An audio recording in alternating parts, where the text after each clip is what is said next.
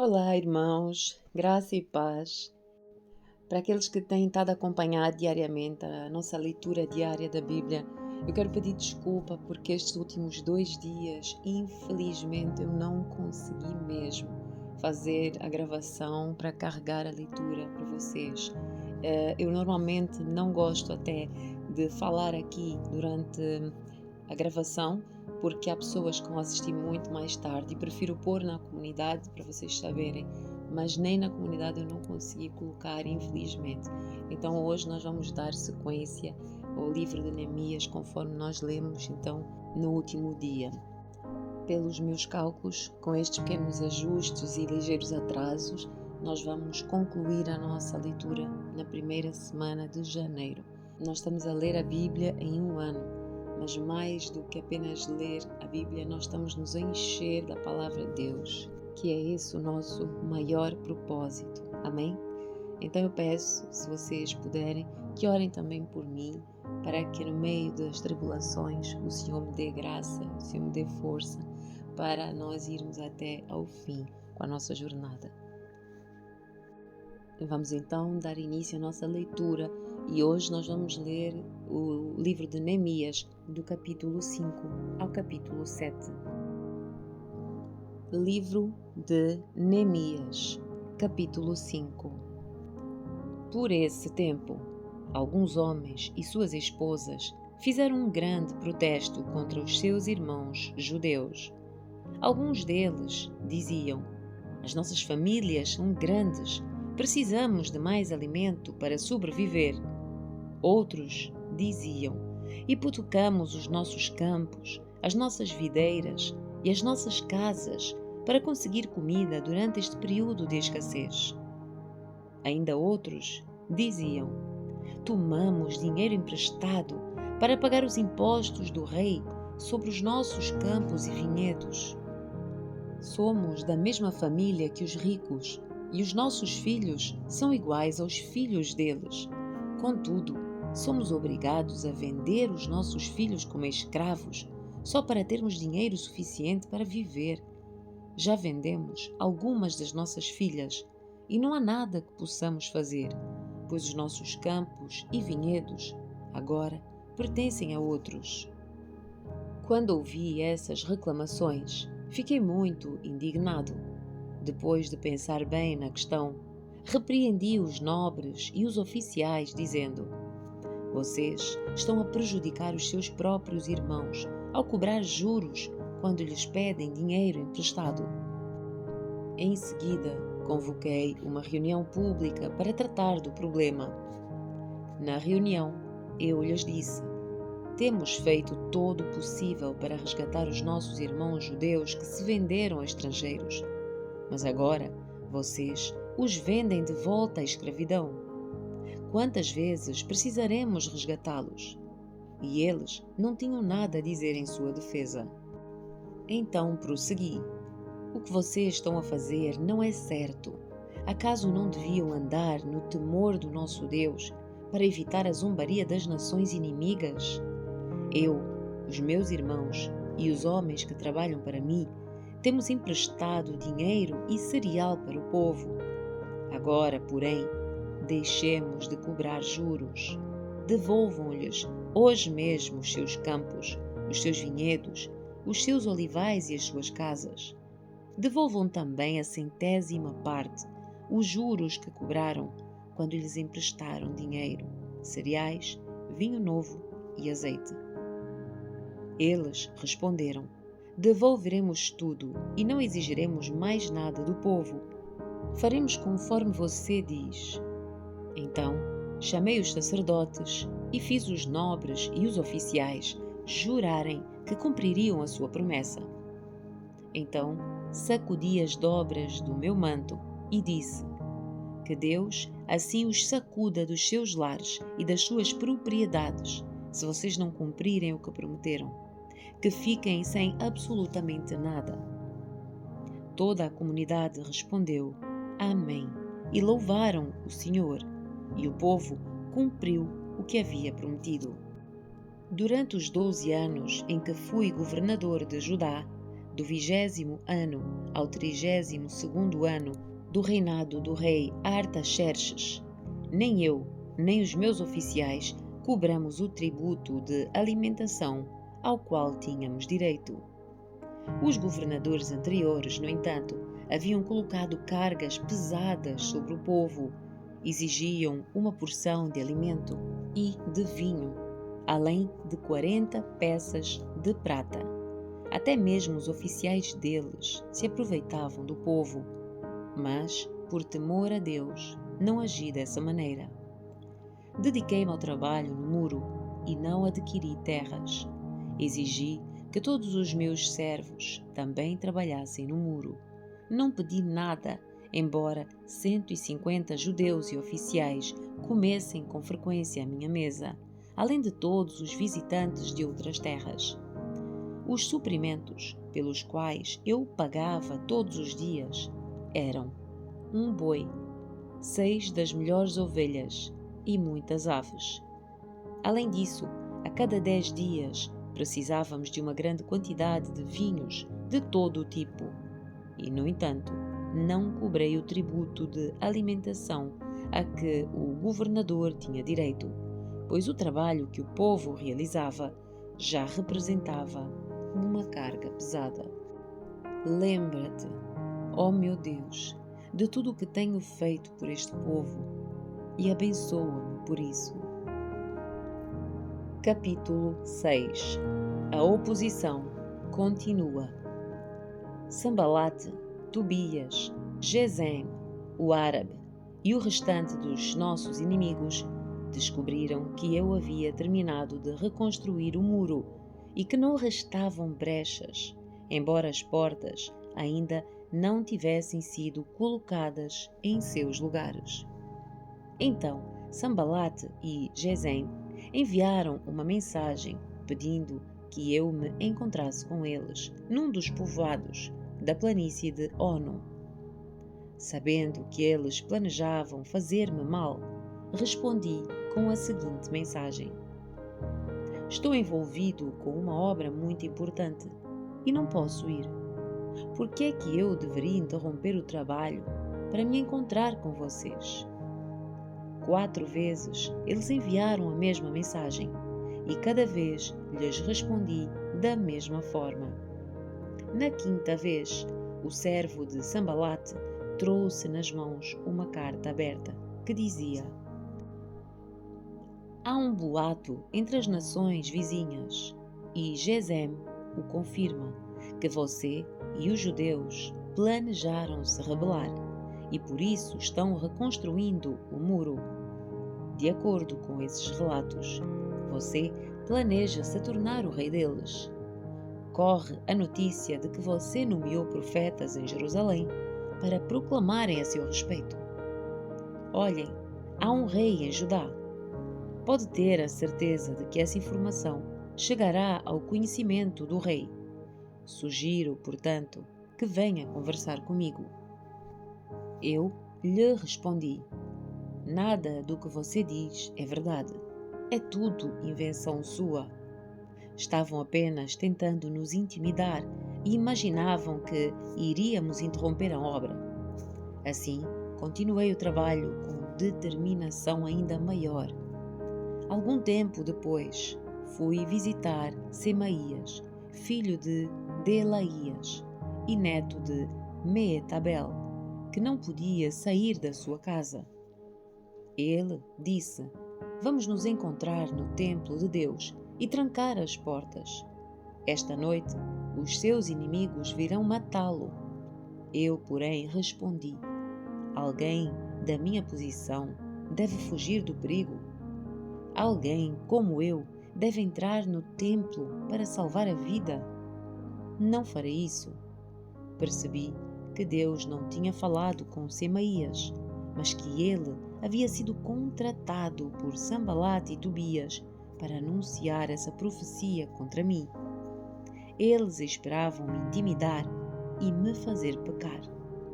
Assim, poderiam me difamar e me desacreditar. Lembra-te, ó meu Deus, de todo o mal feito por Tobias e Sambalate. e lembra-te da profetisa Noadia e todos os outros profetas que tentaram me intimidar. Os construtores terminam o muro. Por fim, no dia 2 de outubro, 52 dias depois de começarmos o trabalho, o muro ficou pronto. Quando os nossos inimigos e as nações vizinhas souberam disso, ficaram assustados e sentiram-se humilhados. Perceberam que a obra havia sido realizada com a ajuda do nosso Deus.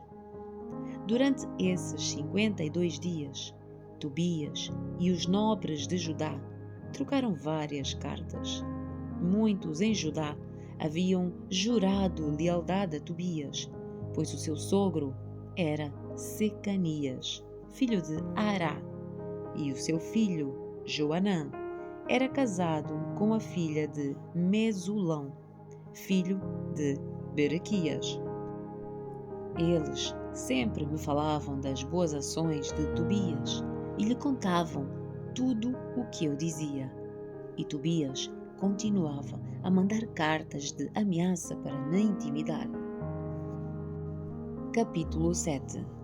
Depois que o muro foi terminado e que eu havia colocado as portas em seus lugares, foram nomeados os guardas das portas, os cantores e os levitas. Entreguei a responsabilidade de governar Jerusalém ao meu irmão Anani e a Ananias, comandante da fortaleza, pois era um homem fiel que temia Deus mais do que a maioria dos homens. Eu lhes disse: não deixem as portas abertas durante a parte mais quente do dia. Mesmo quando os guardas das portas estiverem de serviço, deverão fechá-las e trancá-las. Nomeiem moradores de Jerusalém para montar guarda, todos em turnos regulares. Alguns ficarão em postos de sentinela e outros em frente das suas casas. Neemias registra o povo. Nesse tempo, a cidade era grande e espaçosa, mas a população era pequena e nenhuma das casas havia sido reconstruída. Então, o meu Deus me deu a ideia de convocar todos os nobres e as autoridades da cidade e todos os cidadãos comuns para registá-los. Eu havia encontrado o registro genealógico dos primeiros a regressar a Judá. Nele estava escrito: esta é uma lista dos judeus da província que regressaram do cativeiro. O rei Nabucodonosor os havia deportado para a Babilônia, mas eles voltaram para Jerusalém e Judá, cada um para sua cidade de origem. Os seus líderes eram Zorobabel, Jesua, Neemias, Seraías, Reelias, Naamani, Mordecai, Bilzan, Mispar, Bigvai, Reum e Baaná. Este é o número de homens de Israel que regressaram do exílio. Da família de Parós, 2172. Da família de Cefatias, 372. Da família de Ará, 652. Da família de Paate-Moabe, descendentes de Jesua e de Joabe, 2818. Da família de Elão, 1254. Da família de Zatu, 845. Da família de Zacai, 760. Da família de Bani, 648. Da família de Bebai, 628.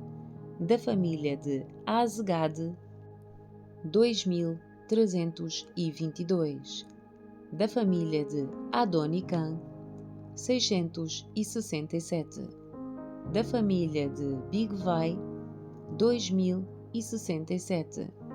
da família de Adim, 655, da família de Ater, descendentes de Ezequias, 98, da família de Azum, 328, da família de Bezai, 324, da família de Jora, 112, da família de Gibar, 95, do povo de Belém e Netofa, 188, do povo de Anatote, 128, do povo de Bet-Asmavete, 42, do povo de Kiriat-Jearim, Quefira e Beerote, 743, do povo de Ramá e Geba, 621, do povo de Micmas, 122, do povo de Betel e Ai, 123, do povo de Nebo Ocidental, 52, dos cidadãos de Elão Ocidental, 1254, os cidadãos de Arim, 320, os cidadãos de Jericó, 345, os cidadãos de Lode, Adide e Ono, 721, e os cidadãos de Senaá, 3930. Estes são os sacerdotes que regressaram do exílio. Da família de Gedaías, da linhagem de Jesua, 973, da família de Imer, 1052, da família de Pazur, 1247, da família de Arim, 1017. Estes são os levitas que regressaram do exílio. Das famílias de Jesua e Cadmiel, descendentes de Odavias, 74. Os cantores da família de Asaf, 148. Os guardas das portas das famílias de Salum, Ater, Talmon, Acube, Atita e Sobai, 138. Os descendentes destes servidores do templo regressaram do exílio. Zia, Azufa, Tabaote, Queros, Sia, Padom, Lebana, Agana, Salmai, Anã, Gidel, Gaar, Reaías, Rezim, Necoda, Gazão, Uzá, Bazeia, Bezai, Meunim, Nefuzim, Baquebuque, Acufa, Arur, Baslute, Meida, Arsa, Barcos, Císera, Tamá, Nesias e Atifa. Os descendentes destes servos do rei Salomão regressaram do exílio: Sotai, Soferete, Peruda, Jaala, Darcom, Gidel, Cefatias, Atil, Poquerete Azbaim e Amim. Ao todo, os servidores do templo e os descendentes dos servos de Salomão eram 392. Nessa ocasião, outro grupo regressou das cidades de Tel-Melá, Tel-Arsá, Querube, Adã e Imer. Contudo, não puderam comprovar que eles ou as suas famílias eram descendentes de Israel. Estavam nesse grupo as famílias de Delaías, Tobias e Necoda, 642 pessoas ao todo. Também regressaram as famílias de 3 sacerdotes, Abaías, Acós e Barzilai. Esse Barzilai havia-se casado com uma mulher descendente de Barzilai, de Gileade, e assumido o nome da família dela. Procuraram os seus nomes nos registros genealógicos, mas não os encontraram. Por isso, não se qualificaram para servir como sacerdotes. O governador ordenou que não comessem das porções dos sacrifícios separadas para os sacerdotes, até que um sacerdote consultasse o Senhor a respeito, usando o Urim e o Tumim. Portanto, os que regressaram para Judá foram 42.360, além dos 7.337 servos e servas e dos 245 cantores e cantoras. Levaram consigo 736 cavalos, 245 mulas, 435 camelos e 6.720 jumentos. Alguns dos chefes das famílias fizeram donativos para a obra. O governador deu à tesouraria o total de 8,6 quilos de ouro, 50 bacias de ouro e 530 vestes para os sacerdotes. Os outros líderes deram à tesouraria o total de 172 quilos de ouro e 1.320 quilos de prata.